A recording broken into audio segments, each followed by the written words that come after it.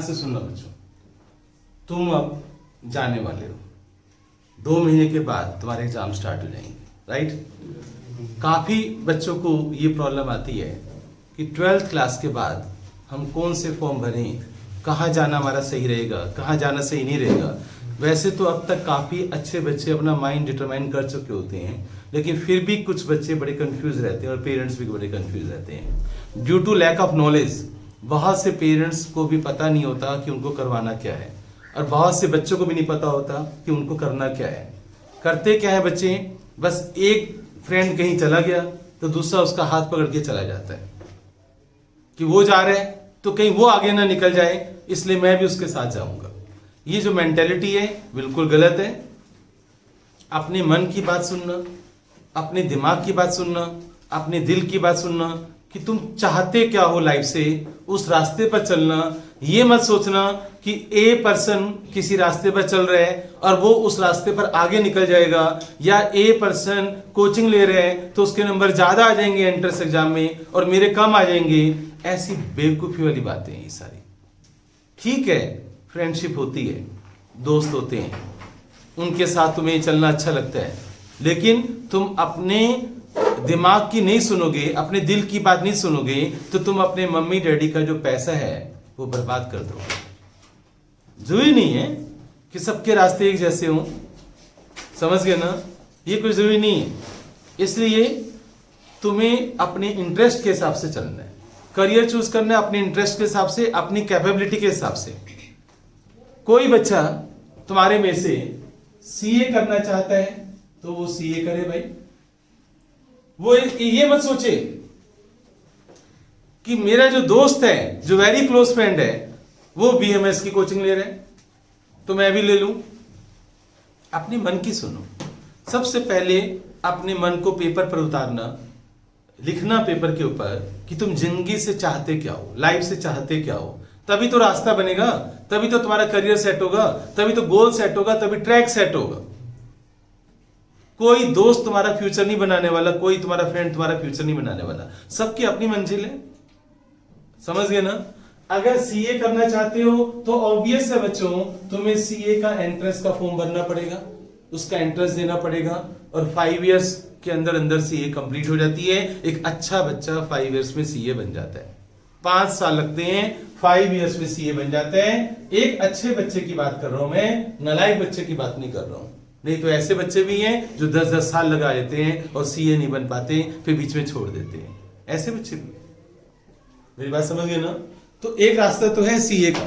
अब जो सेकंड है, सीए अगर मान लो कोई बच्चा नहीं करना चाहता और वो डीयू में जाना चाहता है, तो डीयू के लिए भाई इस साल हो सकता है, अभी कमेटी बनी है 7 मेंबर्स की, उन्होंने रिपोर्ट देनी है, हो सकता है इसी साल से एंट्रेंस एग्जाम हो जाए और तुम्हारा मिनिमम 60% क्राइटेरिया हो, प्लस जो तुम्हारे 12th के नंबर आएंगे, कुछ उसका परसेंटेज और कुछ एंट्रेंस एग्जाम का परसेंटेज, और दोनों को मिलाकर तुम्हारी मेरिट बनेगी। क्योंकि देखा ये गया है कि 90% लेने के बाद भी डीयू में एडमिशन नहीं मिलता। तो इसलिए गवर्नमेंट ने एक कमेटी बना दी है, उस कमेटी की रिपोर्ट का इंतजार है कि वो रिपोर्ट कब आएगी। हो सकता है वो अप्रैल तक आ जाए, हो सकता है वो मई तक आ जाए, हो सकता है वो जून में डिसीजन हो। तो तुम्हारा कोचिंग वाला पैसा वेस्ट भी हो सकता है और सफल भी हो सकता है, राइट। अगर मेरिट बेसिस पे डीयू में एडमिशन हुए तो फिर पुराना क्राइटेरिया चलेगा। अगर उन्होंने ये डिसीजन लिया कि 60 सभी के लिए एंट्रेंस एग्जाम जरूरी है, चाहे वो बच्चा बिहार का हो, चाहे वो दिल्ली का हो, सभी के लिए एंट्रेंस एग्जाम जरूरी है, तो 60% एलिजिबिलिटी क्राइटेरिया वो रखने वाले हैं। 12th में मिनिमम 60% नंबर होने चाहिए। कुछ परसेंटेज वो 12th की मार्कशीट की उठाएंगे, कुछ परसेंटेज वो एंट्रेंस एग्जाम की उठाएंगे। फिर इसमें इंटरव्यू नहीं है, खास बात इंटरव्यू नहीं होगा, केवल रिटन टेस्ट होगा। तुम्हारा दोनों की मेरिट बनेगी, मेरिट बनने के बाद रैंक बनेगी, रैंक के हिसाब से कॉलेज में एडमिशन होगा। चाहे वो फिर एसआरसीसी में जाओगे, ऐसा भी हो सकता है कि 12th क्लास में 80% जिसके नंबर आए हैं वो एसआरसीसी में चला गया, और जिसके नंबर 96% हैं वो एसआरसीसी में नहीं जा पाया, या 98% वाला नहीं जा पाया। बिल्कुल ऐसा हो सकता है। अब रही बात एंट्रेंस एग्जाम की, डीयू की, कोई भी एंट्रेंस एग्जाम आए, अगर तुम, चलो हम एंट्रेंस एग्जाम के सिलेबस की बात बाद में करेंगे, डीयू के बाद में बता दूं, बहुत से कम बच्चों को पता है कि हमारी दिल्ली यूनिवर्सिटी में, हमारी दिल्ली गवर्नमेंट की अपनी हमारी एक यूनिवर्सिटी है, वो है B.R. Ambedkar university. B.R. Ambedkar university है हमारी, B.R. अम्बेडकर दिल्ली की यूनिवर्सिटी है। इसका फायदा क्या है, 80% सीट्स हमारी दिल्ली वालों के लिए है। और दिल्ली डीयू के अंदर क्या माइनस पॉइंट है कि ये सेंट्रल गवर्नमेंट के अंडर में आती है, और ये कोई भी बिहार का बच्चा भी उतनी राइट रखता है एडमिशन का जितना दिल्ली का बच्चा रखता है। यहां रिजर्व कोटा नहीं है दिल्ली के बच्चों के लिए, लेकिन B.R. अम्बेडकर यूनिवर्सिटी में दिल्ली के बच्चों के लिए 80% सीट्स रिजर्व होती हैं। तो यहां पर भी सारे कोर्सेज हैं और उतनी ही वैल्यू है। यहाँ इंग्लिश ऑनर्स भी है, इको ऑनर्स भी है, बाकी तुम गूगल पर जाकर चेक कर लेना, साइट पर जाकर, यहाँ पर बहुत सारे कोर्सेज हैं जिसमें तुम अप्लाई कर सकते हो, राइट। इस बात के पीछे मत जाओ कि ये दिल्ली यूनिवर्सिटी में जाना है मुझे। भाई अगर नंबर आए हैं तो ठीक है, जाओ, नहीं नंबर आए हैं तो कोई बात नहीं, B.R. अम्बेडकर यूनिवर्सिटी तो है ना हमारे पास, वहां भी तुम्हें क्या लगता है 70% का एडमिशन हो जाएगा? नहीं। अगर एंट्रेंस हुआ तो सबके लिए एलिजिबल है, राइट। अगर एंट्रेंस नहीं हुआ तो यहां मिनिमम परसेंटेज 85% चाहिए, मिनिमम 85% से ऊपर वालों का एडमिशन होता है B.R. अम्बेडकर यूनिवर्सिटी में। बाकी बहुत कुछ सब्जेक्ट पर भी डिपेंड करता है। अब कोई बच्चा हिंदी ऑनर्स करना चाहता है, अब हिंदी ऑनर्स के अंदर तो तुम 82% वाला भी ले लेगा एडमिशन, ठीक है ना। अब किसी का स्पोर्ट्स कोटा है, वो एक अलग बात होती है कि आप स्पोर्ट्स कोटे से जा सकते हो। किसी के पास कोई NSS या NCC है, आप उसके थ्रू भी जा सकते हो। आप मेरी बात समझ गए ना, राइट। तो B.R. अम्बेडकर यूनिवर्सिटी अलग चीज है, DU अलग है, राइट। अब रहेगी बात हमारे पास यूनिवर्सिटीज की, तो IPU गुरु गोविंद सिंह इंद्रप्रस्थ यूनिवर्सिटी, IPU गुरु गोविंद सिंह इंद्रप्रस्थ यूनिवर्सिटी जो है वो IPU है। अब इसके अंदर भी बहुत सारे एग्जाम्स होते हैं। इसके अंदर तुम्हारे BBA भी होता है, इसके अंदर तुम्हारा BCom ऑनर्स भी होता है, इसके अंदर तुम्हारा इको ऑनर्स भी होता है बच्चों, राइट। इसके अंदर LLB भी है, HMT भी है, BJMC भी है, इसके अंदर BCA का भी एग्जाम होता है, राइट। एडमिशंस होते हैं IP यूनिवर्सिटी में भी। तुम लास्ट, लेकिन ये ऑप्शन IP यूनिवर्सिटी का लास्ट रखना। पहला ऑप्शन अगर नंबर आ जाते हैं DU का रखना, DU के अंदर BCom ऑनर्स करनी है। CA अगर कोई बच्चा करना चाहता है तो उसको CA के साथ BCom ऑनर्स करनी चाहिए, चाहे वो यहां से करे चाहे वो यहां से करे, राइट, DU से।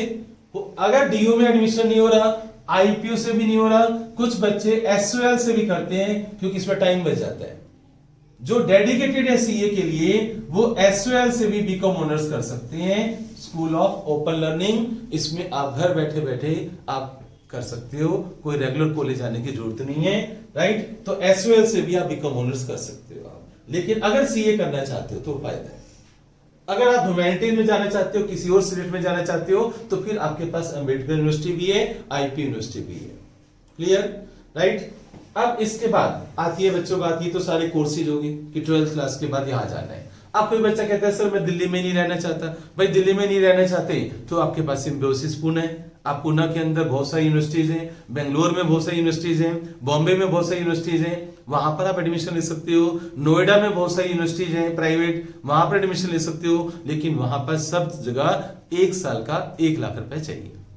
अब डिफरेंसेस क्या है, B.R. अम्बेडकर चुनोगे या DU चुनोगे तो तुम्हारा 10,000 रुपीज 10,000 12,000 लगा लो, ₹12,000 पर ईयर खर्च होगा। यानी 3 साल में आपने ग्रेजुएशन करी है, आपने अपने मम्मी डैडी के 36,000 खर्च किए, राइट। और IPU में एडमिशन लेते हो तो आप बच्चों 3 साल के अंदर ₹3 लाख खर्च कर दोगे, प्लस घूमना फिरना अलग से। चलो तुम कहोगे सर घूमना फिरना तो यहां भी है, चलो कोई बात नहीं, 3 लाख तो खर्च कर रहे हो, यहां पर तुम 36,000 खर्च कर रहे हो अपने मम्मी डैडी का, और यहां पर तुम 3 लाख खर्च कर रहे हो। और उसके बाद होगा क्या, आफ्टर 3 इयर्स जब IPU की डिग्री लेकर आओगे, या आफ्टर 3 ईयर जब B.R. अम्बेडकर या DU की डिग्री लेकर आओगे, फिर दोबारा बच्चे मॉस चौक के ऊपर आकर खड़े हो जाते हैं कि सर अब हम क्या करें। क्वेश्चन आता है कि 3 साल तुमने लगा दिए, तुम IPU में लगाओ, तुम DU में लगाओ, तुम BR अम्बेडकर में लगाओ, 3 साल के बाद फिर दोबारा तुम्हारे सामने क्वेश्चन ये आता है कि अब हम क्या करें। क्या लगता है तुम्हें, जो बच्चा SRCC जाएगा या जो बच्चा वेंकटेश्वर में जाएगा या हंसराज में जाएगा, ठीक है उसके पास एक नाम है, लेकिन क्या वो जॉब करेगा? क्या वो 25 या 30 हजार की 40 हजार की जॉब करेगा? नहीं करेगा। क्यों? क्योंकि वो पढ़ाई को रोकना नहीं चाहता। एक बार बहुत मजबूरी होगी तो वो जॉब करेगा, जब घर में पैसा नहीं है, खाने को नहीं है। तब अगर मम्मी डैडी सपोर्ट कर रहे हैं तो ऑब्वियस है बच्चों, 99% बच्चा आगे बढ़ता है। कोई बच्चा MA करता है, कोई बच्चा MBA करता है, कोई बच्चा PhD के सपने लेता है, कोई बच्चा IAS के सपने लेता है, कोई बच्चा ऑफिसर्स बनना चाहता है डायरेक्ट एंट्रेंस एग्जाम देकर, ठीक है ना। तो बच्चे MBA भी करते हैं, MA भी करते हैं, PhD भी करते हैं, एंड गवर्नमेंट सेक्टर के एंट्रेंस एग्जाम होते हैं वो भी देते हैं। ये सारी बातें धीरे धीरे पता चल जाएंगी। जब तुम 20+ 21+ में हो जाओगे तब तुम्हें पता चलेंगे कि तुम्हें करना क्या है। अभी आफ्टर 12th तो तुम्हारे सामने ये प्रॉब्लम्स आती हैं कि हमें लाइन कौन सी चुननी है, हमें कौन सी यूनिवर्सिटी चुननी है। आप फॉर्म आएंगे ये भी भर दो, फॉर्म आएंगे इनके ये भी भर दो, फॉर्म सबके भर दो भाई। फॉर्म भरने में क्या जाता है, फॉर्म सबके भर दो, चाहे वो IIP यूनिवर्सिटी का फॉर्म हो, चाहे वो तुम्हारा DU का फॉर्म होगा, चाहे BR अम्बेडकर का फॉर्म होगा। अगर CA का मन है तो फॉर्म भरना। अगर CA सच में CA वही बच्चा करे जिसको अपने अकाउंट्स पर ज्यादा अच्छी पकड़ है या जिसकी सिटिंग कैपेसिटी मिनिमम 7 आवर्स की है, केवल वही बच्चा 6-7 आवर्स जो बच्चा पढ़ाई को रोज सीरियसली देगा, बिना किसी की तरफ आंखें ऐसे करके देखे। समझ रहे मैं क्या कहना चाहता हूं, राइट? बिना किसी के साथ फ्लर्ट किए अगर तुम CA में डिवोट कर सकते हो तो अभी CA करना, राइट? मस्ती मारनी है तो कॉलेज लाइफ, फिर वो DU है, अम्बेडकर है, IIP यूनिवर्सिटी है। अब ये तो होगी एडमिशंस की बातें। एडमिशन कैसे होगा, किसका होगा, कहां होगा, ये सब तुम्हारी किस्मत, तुम्हारी मेहनत। लेकिन मैं जो खास बात जो बोलना चाहता हूं आज, जो मैं बताना चाहता हूं, ये सारी बातें बहुत से बच्चों को पहले से ही पता है। खास बात जो मैं बोलना चाहता हूं ये नहीं थी। खास बात क्या थी वो मैं तुम्हें बताना चाहता हूं, वो आप सुनो। आप जितने भी एंट्रेंस एग्जाम दोगे, केवल एक बच्चों लॉ है जो 12th के बाद 5 साल की है, लॉ करनी है, जुडिशरी का एग्जाम देने, जज बनना चाहते हो, लॉ करना चाहते हो, तो आफ्टर 12th बच्चों, आफ्टर 12th 5 इयर्स का प्रोग्राम है। आफ्टर 12th 5 इयर्स का प्रोग्राम है और उसके लिए आपको IPU ही जाना पड़ेगा, कोई रास्ता नहीं आपके पास। अगर आप 3 साल की लॉ करना चाहते हो तो 3 इयर्स की लॉ है आफ्टर ग्रेजुएशन। आपने BCom कर ली, आपने BA कर ली, राइट, आपने कुछ भी ग्रेजुएशन कर ली किसी भी सब्जेक्ट में, तो 3 साल की लॉ है आफ्टर ग्रेजुएशन। तो 3 साल आपने ग्रेजुएशन में लगाए, 3 साल लॉ में लगाए, तो 6 साल यहां पर लगते हैं। यहां पर आपका 1 साल बच जाता है अगर आप पहले से डिसाइडेड हो तो। अगर नहीं हो तो कुछ बच्चे ग्रेजुएशन पहले कर लेते हैं, उसके बाद वो 3 साल, उस समय तक बच्चा समझदार हो जाता है। 22 साल का बच्चा होता है, जब ग्रेजुएशन कर लोगे बच्चा 21-22 की एज का होता है, तो उसको पता चल जाता है कि मैं लॉ करना चाहता हूं या नहीं करना चाहता हूं। ग्रेजुएशन के बाद फायदा क्या है BCom BA करने का, या तुम BMS ज्वाइन करते हो, BMS में एंट्रेंस एग्जाम है, राइट, तो वो एंट्रेंस एग्जाम की कहानी बाद में करूंगा मैं। ग्रेजुएशन आपने कर ली 3 साल की, कहीं से भी कर लिया आपने, उसके बाद आपके सामने क्या ऑप्शन है आफ्टर ग्रेजुएशन। आफ्टर ग्रेजुएशन के बाद क्या क्या ऑप्शन है बच्चों, वो सुनना कि आफ्टर ग्रेजुएशन क्या क्या ऑप्शन है आपके पास। आप लॉ में जाना चाहते हो तो आप लॉ में चले जाओ, आफ्टर ग्रेजुएशन आप लॉ में जा सकते हो। आफ्टर ग्रेजुएशन आप कैट का एग्जाम देकर MBA में जा सकते हो, ठीक है ना। आफ्टर ग्रेजुएशन आप गवर्नमेंट जॉब में जा सकते हो, SSC CGL का एग्जाम देकर। आफ्टर ग्रेजुएशन, दास मैं एक वर्ड बोल रहा हूं, ये बहुत कम बच्चों को पता होता है, किसी किसी की फैमिली में पता होता है, जो फैमिली जिनके पेरेंट्स बहुत ज्यादा एजुकेटेड हैं और जो गवर्नमेंट जॉब में इंटरेस्ट रखते हैं, केवल उन्हीं को पता होता है कि दास एक एग्जाम होता है। जिस बच्चे ने, हमारी दिल्ली के बच्चों को नहीं पता होता, दिल्ली से बाहर के बच्चे को सबको पता होता है कि दास एग्जाम क्या चीज है। दिल्ली के बच्चे को और पेरेंट्स को नहीं पता होता, लेकिन दिल्ली से बाहर सबको पता होता है। हरियाणा, राजस्थान, यूपी, इन सबको पता होता है, राइट, क्योंकि वो भूखे हैं जॉब के लिए, गवर्नमेंट जॉब के लिए, राइट। दास दिल्ली गवर्नमेंट का एग्जाम है। डीएसएसबी एक बोर्ड है, जैसे सीबीएसई बोर्ड है ऐसे डीएसएसबी बोर्ड है, ये दास एग्जाम लेती है आफ्टर ग्रेजुएशन। आफ्टर ग्रेजुएशन ये एग्जाम लेती है। एग्जाम क्लियर करो, डायरेक्ट जॉब। और जॉब भी कैसे मिलती है? गजेटेड ऑफिसर ए क्लास 1 ऑफिसर की जॉब मिलती है तुम्हें। पावर पोस्ट होती है, समझ लो, एक पावर आ जाती है। जैसे इनकम टैक्स इंस्पेक्टर है, जैसे सीजीएल का एग्जाम अगर पास कर लेते हो तो तुम इनकम टैक्स इंस्पेक्टर बन सकते हो। और भी कई डिपार्टमेंट में आप ऑडिट भी करने जा सकते हो, ऑडिट ऑफिसर बन सकते हो आप, ठीक है ना। कई डिपार्टमेंट्स में आप गजेटेड पोस्ट पे जा सकते हो सीजीएल का एग्जाम देकर। लेकिन ये सेंट्रल जॉब है, आपको पुणे भी भेज सकते हैं। मेरी एक स्टूडेंट इनकम टैक्स इंस्पेक्टर बनी, केवल ये एग्जाम क्लियर किया उसने, सेक्टर 8 में रहती है रोहिणी में, और उसको पहली पोस्टिंग पुणे में हुई। पुणे पोस्टिंग हुई उसकी, पुणे पोस्टिंग में ही उसको लड़का वहां पर मिल गया, वो भी आया हुआ था ट्रेनिंग में, राइट। और दोनों ने शादी कर ली बाद में। 60,000 उसके, 1,20,000 रुपए, राइट। और प्लस इनकम तो मुझे बताना नहीं चाहिए क्योंकि वीडियो चल रही है, ठीक है ना। इनकम टैक्स इंस्पेक्टर के अंदर, उस जॉब के अंदर पैसा काफी है, राइट। तो ये सब जो है मतलब दास का जो एग्जाम है, इसमें इसका फायदा क्या है, तुम अपनी फैमिली में पूछ के देख लेना दास के बारे में, शायद ही किसी को पता हो। दास का एग्जाम अगर किसी बच्चे ने क्लियर कर लिया, वैकेंसी जब भी आएंगी, बस सीजीएल का नाम इसलिए फेमस है, हर साल वैकेंसी आती है। ये कभी 2 साल बाद निकालते हैं, कभी 3 साल बाद निकालते हैं, लेकिन जब भी निकालते हैं वैकेंसीज तो बच्चे, बाहर के बच्चे, दिल्ली से बाहर के बच्चे पागल हो जाते हैं इस जॉब, इस पोस्ट के लिए। दिन रात पढ़ाई करते हैं और इस एग्जाम को जो क्रैक कर लेता है वो दिल्ली में ही रहेगा, सारी जिंदगी वो दिल्ली में ही रहेगा। और सुनो, इस पोस्ट को क्लियर करने के बाद, इस एग्जाम को क्लियर करने के बाद तुम्हें पता नहीं है, हर आफ्टर एवरी 5 years अच्छा इंक्रीमेंट मिलता है और प्रमोशन होती है। और धीरे धीरे धीरे धीरे ये समझ जाओ कि तुम एक आईएएस के ऑफिस में भी बैठ सकते हो। इतनी पावर आ जाती है कि तुम्हारी पोस्टिंग आगे बढ़ते बढ़ते तुम आईएएस के राइट हैंड भी बन सकते हो, एसडीएम के भी राइट हैंड बन सकते हो इस पोस्ट के थ्रू। ये दिल्ली की स्पेशल जॉब, दिल्ली की जॉब है, दिल्ली से बाहर नहीं जाओगे, इसका ये फायदा है। जो बच्चे टीचिंग लाइन में जाना चाहते हैं उनके लिए 12th के बाद डाइट का प्रोग्राम है।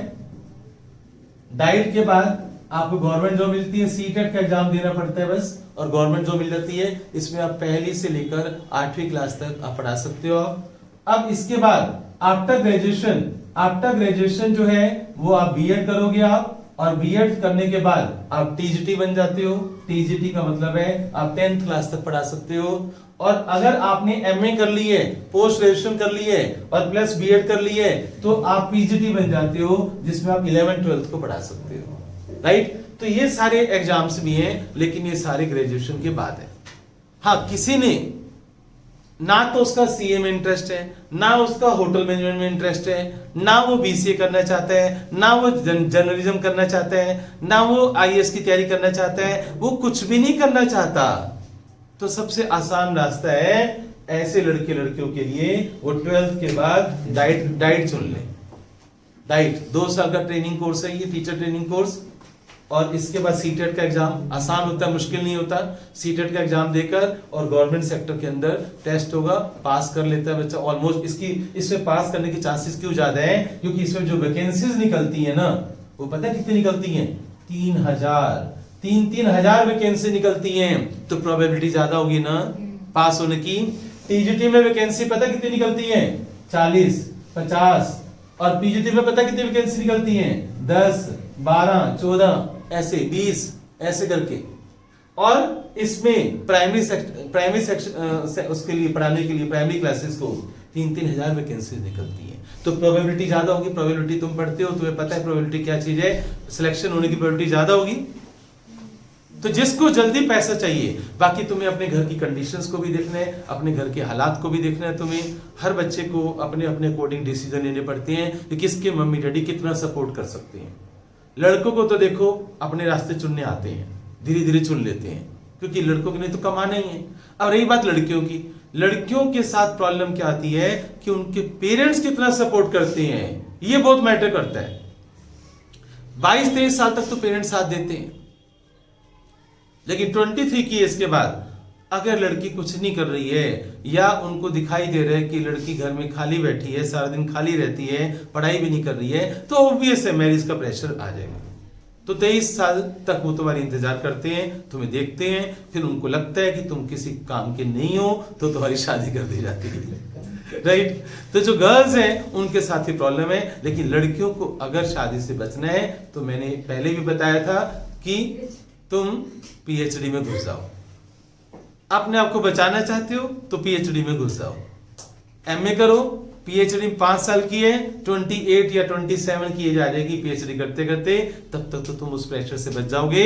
और ऐसे बोल दो ना कि जब तक पीएचडी हमारी नहीं होगी, जब तक पीएचडी हमारी नहीं होगी तब तक हम शादी नहीं करेंगे। तो तुम्हारे हाथ में आ गया प्रोस्पेक्ट, एक टारगेट आ गया, गोल आ गया, तो तुम बच सकते हो इन सारी चीजों से। मेरी बात समझ में आ गई ना? राइट? तो बहुत सारे, और आईएएस का भी तो एग्जाम है। आईएएस को हम क्यों भूल जाते हैं? आफ्टर ग्रेजुएशन हिम्मत होनी चाहिए। मैंने आज ग्रुप के अंदर आर्टिकल भी डाला था एक आईएएस के बारे में। राइट? आईएएस थोड़ी पेशेंस चाहिए, पढ़ने का जुनून चाहिए। जिस बच्चे को बुक्स पढ़ना अच्छा लगता है, जो बुक्स का, चाहे वो लिटरेचर हो चाहे कोई भी सब्जेक्ट हो, मैं ये नहीं कह रहा हूं कि मैथ्स करना है, मैथ्स से आईएएस करने वाले बहुत कम लोग हैं, फिजिक्स से आईएएस करने वाले बहुत कम लोग हैं। डॉक्टर अब्दुल फैजल आईएएस का जब एग्जाम क्लियर किया था तो उसने भी अपनी एमबीबीएस का डॉक्टर था, उसने चुना सब्जेक्ट था पब्लिक एडमिनिस्ट्रेशन या कोई और सब्जेक्ट चुना था जो जल्दी कवर हो जाता है। ठीक है ना?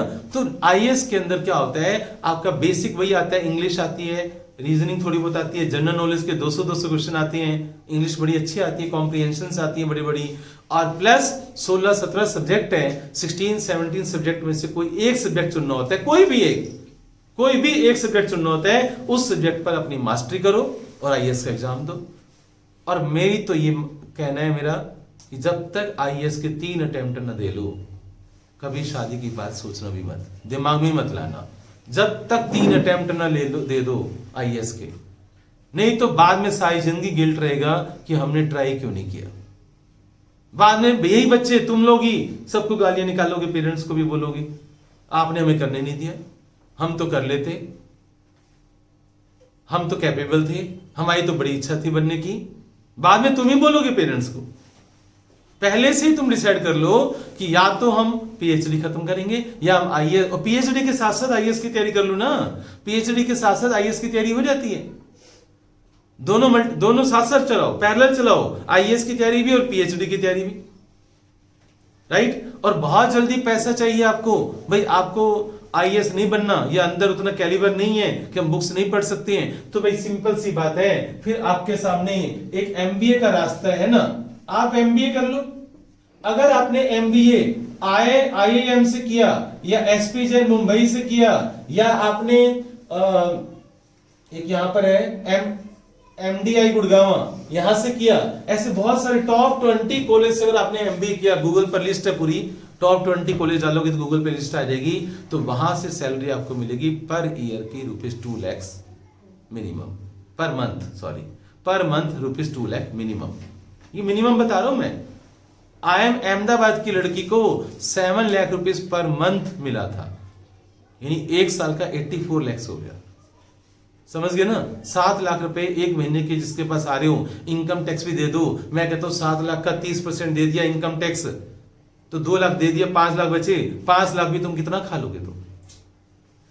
राइट? तो कितना लिविंग स्टैंडर्ड हाई हो जाता है जिस बच्चे के पास एक महीने की इनकम 5 लाख रुपए आ रही हो, लेकिन वो बच्चा IIM अहमदाबाद का होना चाहिए। वो बच्चा IIM अहमदाबाद या IIM का कोई भी अच्छा हो, टॉप 20 कॉलेजेस से एमबीए करो, पैसा कमाना है तो रखो जुनून, या सीए 5 साल में कर दो तब भी पैसा आ जाएगा। सीए 5 साल में, मेरे जितने भी स्टूडेंट ने सीए 5 साल में करी है, जितने भी बच्चों ने करी है, स्टार्टिंग सैलरी उनकी 60,000 रही है मिनिमम, बता रहा हूं। अच्छी कंपनी मिलती है तो 70-80 हजार भी देती है, 1 लाख भी देती है, लेकिन 60,000 मिनिमम सैलरी रही है। हाँ, एमबीए वालों को पैसा ज्यादा मिलता है, लेकिन एमबीए अगर तुमने आईपीयू यूनिवर्सिटी से किसी कॉलेज से एमबीए करते हो तो पैसा कम मिलेगा, क्योंकि आईपीयू यूनिवर्सिटी के अंदर जितने भी कॉलेज का स्टैंडर्ड है वो उनका मुकाबला नहीं कर पाते। तो यहां पर एक बच्चा आईपीयू से जो एमबीए करता है,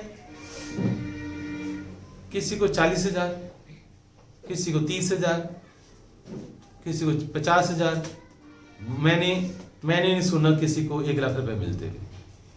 कैंपस प्लेसमेंट में बोलते जरूर है ये, आप जाओगे बोलेंगे हमारे बच्चों को इतना पैसा मिला, लेकिन रियलिटी कुछ और होती है। तो आईपी यूनिवर्सिटी के बच्चे इनका मुकाबला, आईएम का मुकाबला नहीं कर सकते। बड़ी सिंपल सी बात है, राइट। तो 12th क्लास के बाद क्या सोचना है, किस रास्ते पर चलना है। अब आती है बात एंट्रेंस एग्जाम्स की। तो एंट्रेंस एग्जाम की जो तैयारी है उसमें भी मैं देखता हूं कई पेरेंट्स बेवकूफ बन जाते हैं। मैं बोल रहा हूँ, गुस्सा भी आएगा कई पेरेंट्स को, सर ऐसा क्यों बोल रहे हैं। बच्चों को भी लग रहा होगा कि कई पेरेंट्स और बच्चे बेवकूफ बन जाते हैं, उनको पता ही नहीं होता तैयारी करनी कहाँ से है, किससे तैयारी करनी चाहिए।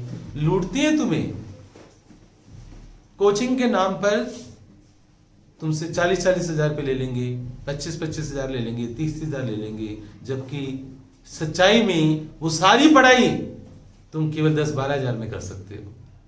और बताऊं, आज की डेट में क्योंकि ऑनलाइन वीडियोस तैयार हो चुकी है ऑनलाइन, तो अगर कोई बच्चा एंट्रेंस की तैयारी करना चाहता है, तुम बिलीव नहीं करोगे, केवल 4 या 5 हजार रुपए के अंदर तुम सारी तैयारी कर सकते हो। बच्चा पढ़ने वाला होना चाहिए। गूगल पर सब कुछ है, जो भी आप सब्जेक्ट डालो गूगल पे आ जाता है, यूट्यूब पर आ जाता है। अब मैं तुम्हें बताता हूं कि कैसे तुमसे 40,000 रुपए लिए जाते हैं उसी सब्जेक्ट के, उसी टॉपिक के, राइट। और कैसे बच्चों 12,000 में भी तुम्हें वही कोचिंग मिल जाती है। ध्यान से सुनना, SSC CHSL का एग्जाम होता है 12th क्लास के बाद।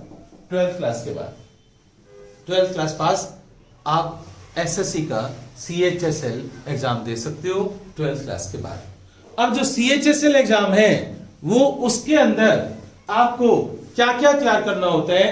गवर्नमेंट जॉब है बच्चों, डायरेक्ट, जिसको जल्दी जॉब चाहिए, अंदर प्रमोशन हो जाती है, प्रमोशन होते होते आप हाई लेवल पे चले जाते हो। अब जिसको ये एग्जाम देना है CHSL का, वो क्या करे, उसके लिए उसको इंग्लिश पढ़नी है, उसको मैथ्स करना है, उसको रीजनिंग करनी है, उसको जनरल नॉलेज की तैयारी करनी है। ये 4 पेपर उसको तैयार करने हैं। और प्लस एक कंप्यूटर टाइपिंग टेस्ट होता है, कंप्यूटर टाइपिंग टेस्ट। ये बहुत आसान होता है, लेकिन ये तब होगा जब पहले रिटर्न क्लियर हो जाएगा। रिटर्न क्लियर करने के 3 महीने के बाद, आफ्टर 3 मंथ्स, 3 महीने का टाइम मिलता है। 3 महीने में बच्चा टाइपिंग स्पीड बना लेता है। जो कंप्यूटर की टाइपिंग स्पीड होती है 3 महीने के बाद बन जाती है। अब इंग्लिश बच्चों, आजकल वीडियोस ऑनलाइन 1500 से 2000 के अंदर तुम्हें पूरे कोर्स की वीडियोस मिल जाएंगी। 1500 से 2000 के अंदर। जैसे वीडियो मेरी मैथ्स की है, ऐसी इंग्लिश की वीडियोस है। अब तो फायदा हो गया, बल्कि कोरोना ने ये फायदा दे दिया कि इन सब ने वीडियोस बना ली, जाना की जरूरत नहीं है। आप ईमानदार, अगर बच्चा ईमानदार है तो वीडियो सुनेगा, और नहीं पढ़ना तो भैया तो उसने ऑफलाइन में भी नहीं पढ़ना, वहां जाके भी उसने मस्ती मारनी है। अब मैथ्स की जो वीडियोस है ये ज्यादा से ज्यादा 3000 से 4000 के अंदर मिल जाती है। रीजनिंग की वीडियोस 2000 में मिल जाती है। जनरल नॉलेज की वीडियोस 1500 में मिल जाती हैं। आप टोटल कर लेना, आपका ज्यादा से ज्यादा 7-8 हजार रुपये खर्च होगा, आपकी तैयारी हो जाती है। अब रही बात उनकी BBA, BCA, hotel management, BMS, इनके नाम पर तुम्हारे पास फोन आने स्टार्ट हो जाएंगे, आ चुके होंगे। मैं नाम किसी का नहीं लूंगा, मैं किसी भी इंस्टीट्यूट का। 40-40 हजार रुपया तुमसे फीस मांगेंगे, 40-40 हजार रुपये। कोई 25 हजार रुपये फीस मांगेगा, अलग अलग डिस्काउंट देंगे, लेकिन मिनिमम 25 हजार तो लेते ही लेते हैं। और केवल ये 2 महीने पढ़ाते हैं, 2 मंथ्स भी नहीं पढ़ाते होंगे, 2 मंथ्स भी नहीं पढ़ाते। इतनी फीस तुम बर्बाद कर देते हो। ऐसा क्या पढ़ाएंगे वो तुम्हें